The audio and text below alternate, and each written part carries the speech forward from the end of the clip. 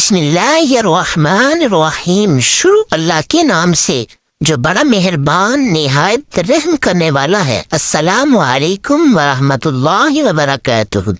قبر میں فرشتوں کا سوال حدیث شریف میں آیا ہے، سرکار دو عالم صلی اللہ علیہ وآلہ وسلم نے کہ میت کے پاس قبر میں دو فرشتے آتے ہیں جو اس کو دکھا کر سوال کرتے ہیں کہ من ربک، تیرا رب کون ہے؟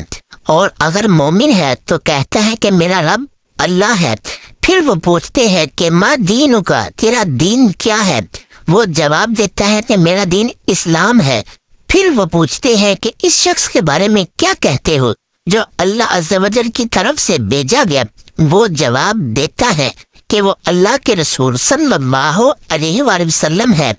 فرشتے دریافت کرتے ہیں کہ یہ تجھے کیسے معلوم ہوا؟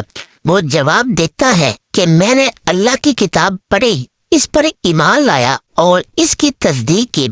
سورۃ ابراہیم کی آیات یثبت اللہ الذین آمنوا بالقول الثابت فی الحیاۃ الدنیا والآخرہ میں اس مضمون کا ذکر ہے۔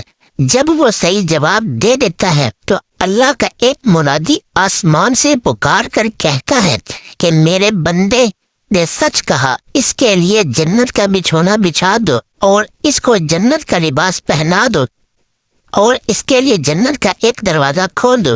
چنانچہ دروازہ کھول دیا جاتا ہے اور جنت کا آرام اور اس کی خوشبو پہنچتی رہتی ہے، اور جہاں تک اس کی نظر جائے وہاں تک قبر کشادہ کر دی جاتی ہے۔